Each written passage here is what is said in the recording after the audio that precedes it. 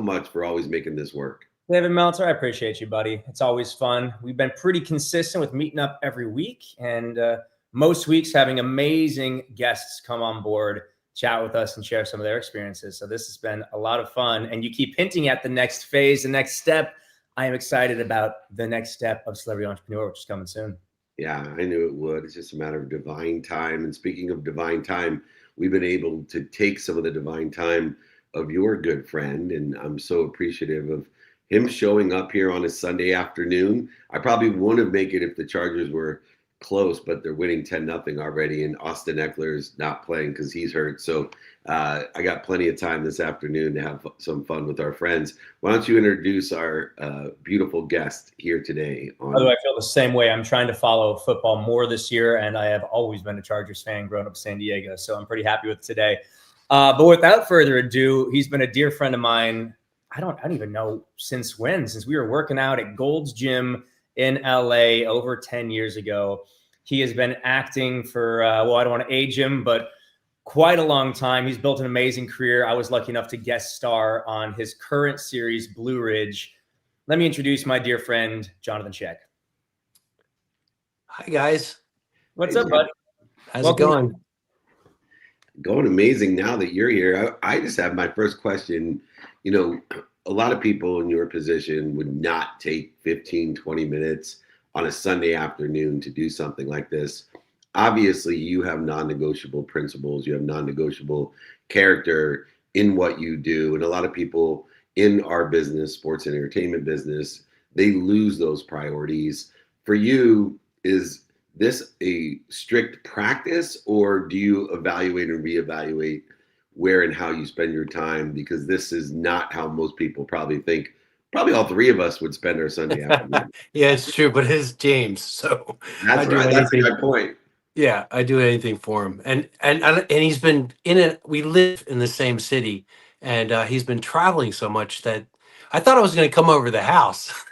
I know, ironically, I only got back like 3 minutes before this, and I'm on another flight in about, 12 hours. It's crazy. 14 hours in the morning. So I'm sorry I'm not seeing you in person.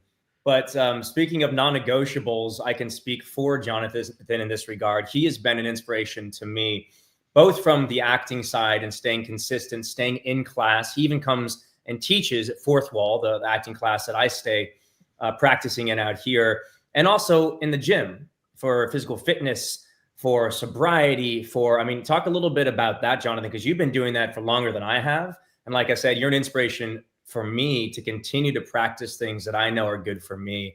What has kept you so focused on your fitness, your journey, your sobriety, even your consistency with acting over the years? Yeah, well, so I know that my sobriety is the most important thing. My connection to to God, and my spiritual connection to this world.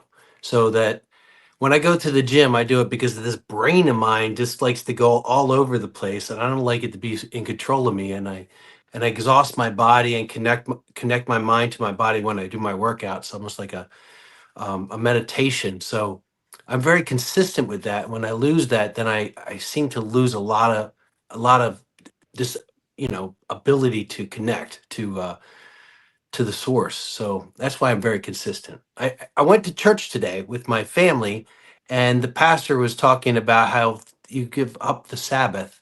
And I was thinking, well, I already did my workout today, so we're good.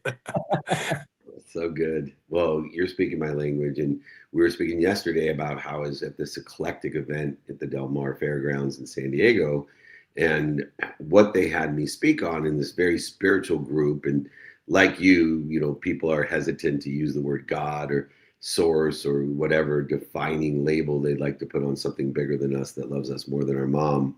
But in my own sobriety and in my own discipline, source or God is number one. And in the respect, yesterday I was talking about how do we reconcile this, though, in the human experience, in the workouts, in the activities we get paid for, with our family priorities as well.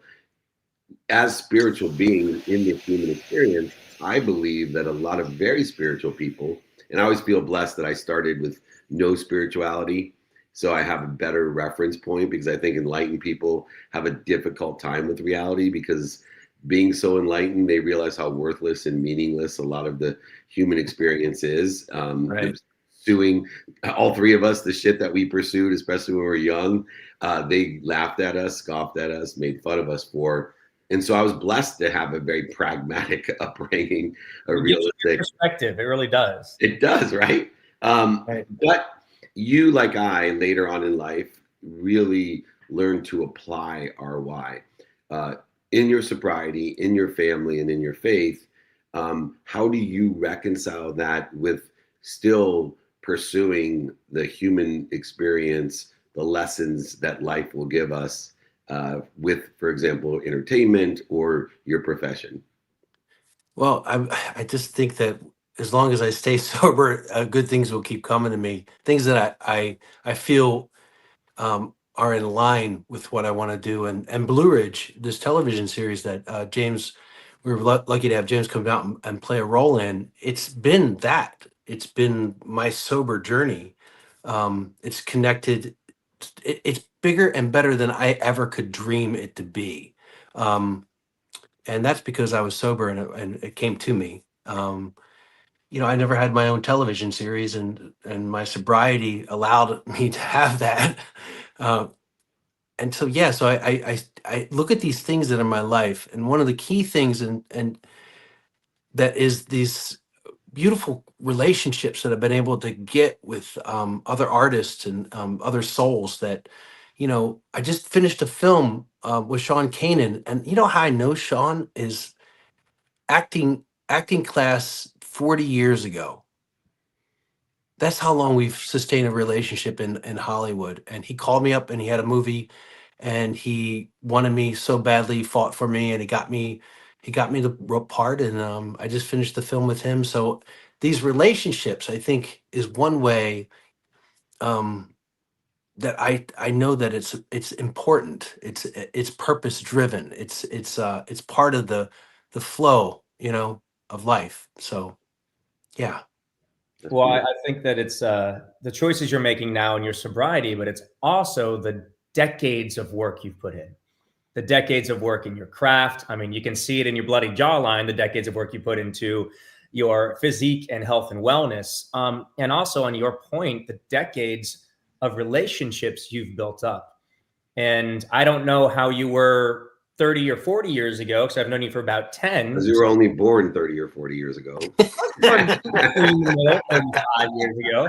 But we've known each other for, I think, over a decade now, Jonathan. And in Yeah. that time, you have always and consistently been one of the kindest, most giving people that I know.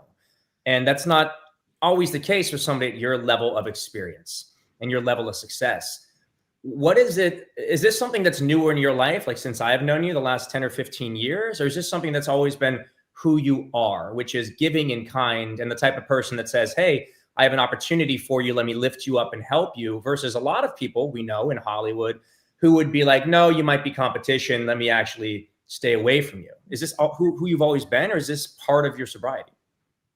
Yeah, I think it's who I've always been, because I was the one to get in the way before my sobriety. So I would be the one to get in my way of the, you know, like all of me, because of my sobriety, is now present. I'm in the moment more than I've ever been.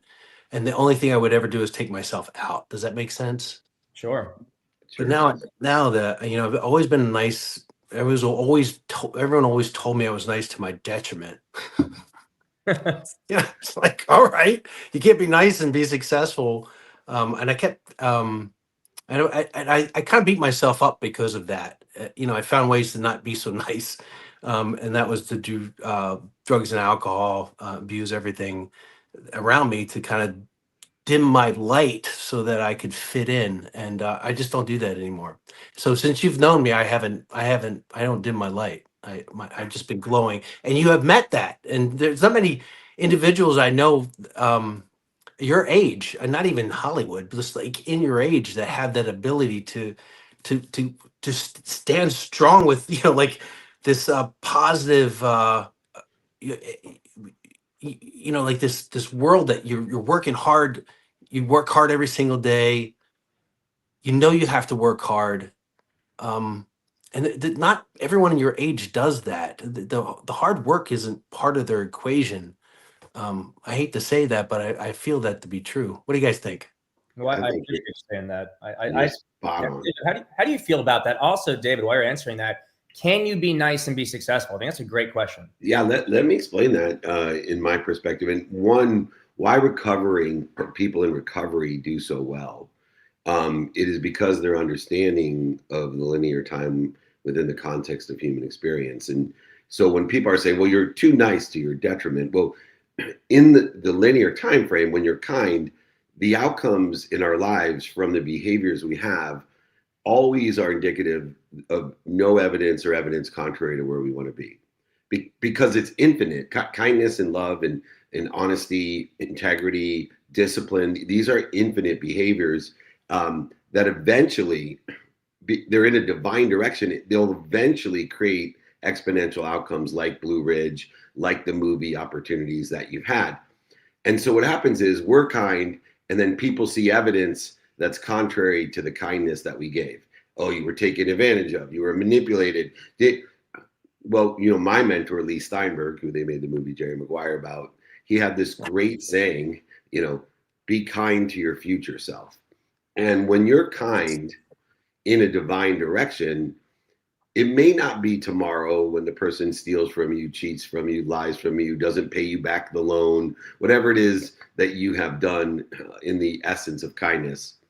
But sooner or later, it always manifests itself. 40 years later, that guy that you were kind to, that you were in acting class with, he calls you, he fights for you, he represents you, he sells for you, not just buys from you, but sells for you. And all of a sudden your life changes in an instant.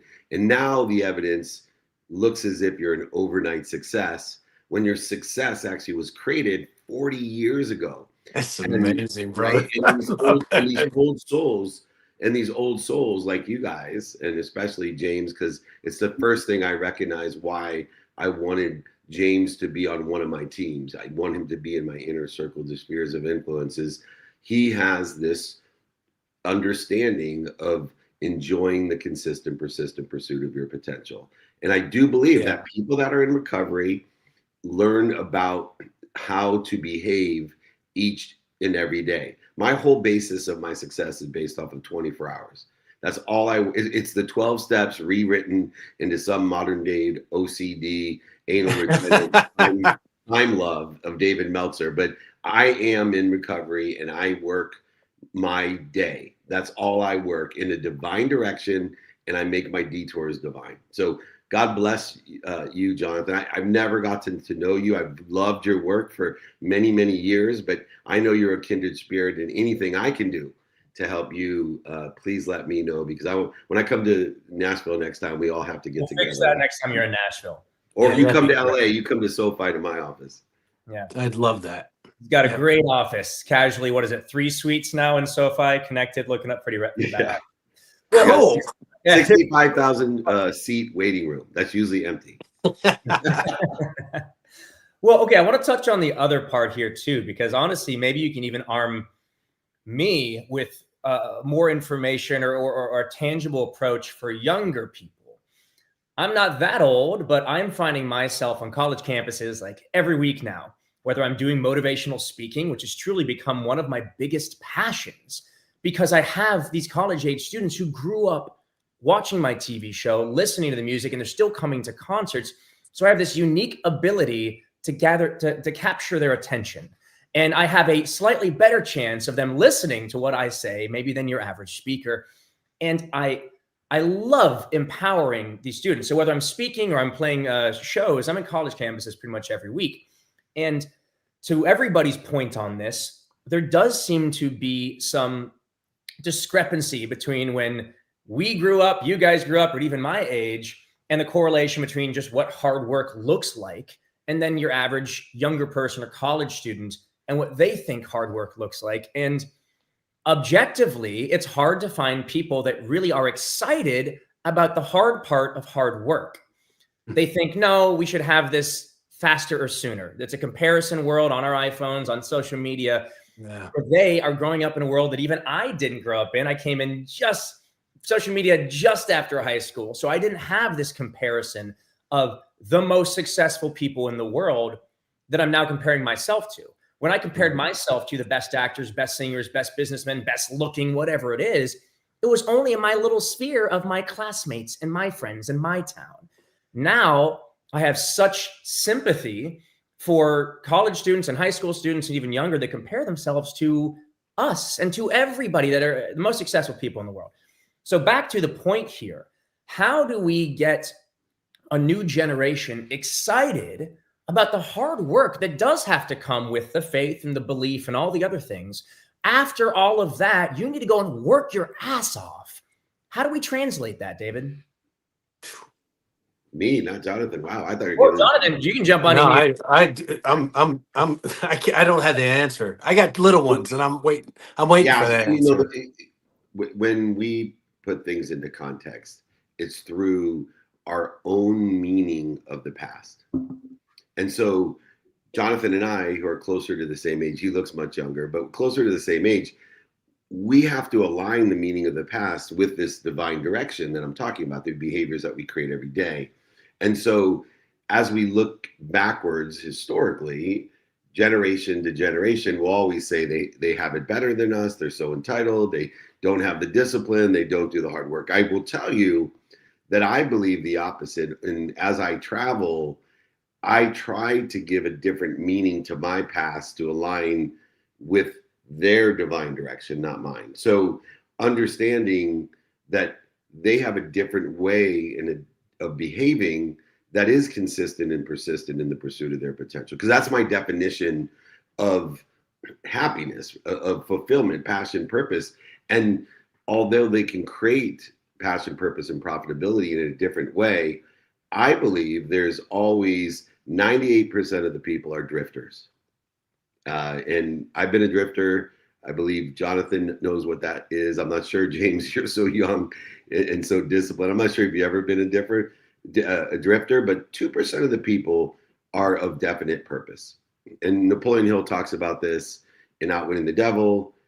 And so I'm looking at the 2% that will produce 80% of the productivity, the profitability, the passion, the leadership. And so I believe in the context of all generations, human nature creates people who live in nothingness as tubes, food in, food out. They drift along, and it will always appear to every generation that they have it better and they don't do the work that's necessary. I think it's a matter of simply that we give a different meaning to the past than they do. And so it seems as if, or it appears as if, they're not enjoying the consistent, persistent pursuit of their potential. So what you're telling me is that I'm getting old. And much You like are every second. I'm now that guy going, they don't know hard work. Yeah.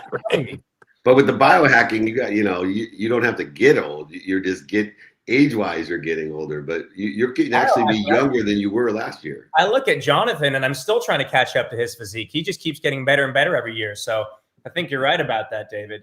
Yeah. I'm learning all about it. I'm going to use science to stay as healthy and fit and happy as I can as we get older. But there's only five things to focus in on. Everybody makes this so complex, James. And I'm really serious about this. God tells you the 5 things that will create a long, healthy life. It's your heart determines your human experience. Heart starts, the human experience starts. Heart stops, human experience stops. Your brain, your nose, your ears, everything else can fall off, but that's what determines the human experience. So God says, you don't breathe, the heart will stop really quickly. So you better practice breathing. You don't eat right, sleep right, drink right, or move right. And so I bet you, as you see how we are evolving and feeling younger, more productive, accessible, and gracious in our mercy, that we're focusing much more than most people on those 5 things: breathing, sleeping, eating, drinking, and movement. Yeah, I love that. It simplifies it quite a bit. I mean, on that note, though, here's kind of a new challenge because of that, the least I'm facing as somebody who's younger, who is very much in the wealth accumulation stage. I'm building businesses, becoming more of an entrepreneur every year, plus my acting and singing careers. I'm finding myself largely because of the efficiencies. I'm sleeping well, I'm eating well, I'm training. I'm doing all the things that are allowing me to take on more perhaps in previous generations. I mean, social media and e-commerce and the way the world is, I get to do more. But because of that, I'm doing so much that I have, and I think there's a lot of young people, a lot of entrepreneurs in general that could relate to this. The burnout almost feels closer than it used to. Almost feels like, well, just because I can do more, there's got to come a point where I say no and I stop and I consolidate my time and focus it. From both of you guys, whoever wants to jump in, I mean, Well, that's what they said in church today. You got to take holy of the Sabbath? And basically what he was saying was like, you got to take time to breathe again. You got to catch your breath. If you're going too hard, you know it. You got to calm down and find that breath, because if you're not breathing, you're not living. Yeah. And I say vacation every day. So you don't have to go off the grid for 6 months to recover, like some people feel. Like, I believe 2 minutes a day is worth 2 hours on a Saturday. So I spend a minimum amount of time every day. I jump into the 55 Ford Thunderbird, drive down to the Ritz-Carlton 10 minutes away, go out on the deck with my wife on a Tuesday and spend an hour out there. And by the time I get home, all the bullshit that I had to deal with from 4 a.m. till 4 p.m. is gone. I felt like I was in Greece or, in Italy. I'm blessed to be in a place like you guys that has vacation things to do. So my advice is vacation every day. Take the Sabbath every day. So you're telling me to join the golf course down the street and get another classic car. I think that's great advice. It's great advice. I like that for me. And lean into your fiance, James. It's my marriage is everything to me, as you know. My wife is everything, and mine too, for sure.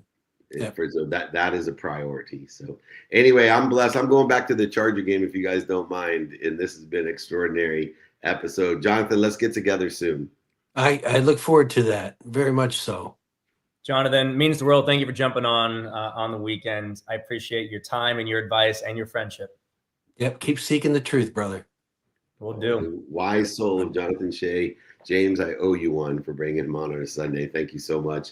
We are blessed. A quick takeaway of the day so that we could go watch our Superchargers take victory over the Commanders. I mean, the most obvious one, and the one that resonates with me the very most, is to breathe. To just remember to breathe. And I think that's in the good times and especially the hard ones, the bad ones. Truly taking that extra second or that extra minute to simply breathe, calm down, reconnect to your soul and your faith. I will continue to remind myself, and I'm grateful for Jonathan and you for reminding me to do that today. I love it. My takeaway is relationships are so important, and people who will show up for you are indicative of you doing the right things. You can't have good friends if you're not a good friend. So when someone like Jonathan Shea takes the time on a Sunday afternoon to be on a show like this, that's a pre-chasm, as you said, we're developing, we got big things coming, but to come on before it's a big show is only because you are a good friend. And you cannot have good friends unless you're a good friend. If you're not a good friend. That's incredible. That's and so I know I got a good friend in both of you. I'm so grateful. God bless everyone. James Maslow, thanks for joining us. David Meltzer, appreciate you as always. You got it, everybody. That's the Celebrity Entrepreneur Show with James Maslow. I'm going to be in New York with Gary Vee and Jim Quick. We'll be keynoting Ad Week. I'll be keynoting that in the gala. Then I'll be in Guatemala speaking Guatemala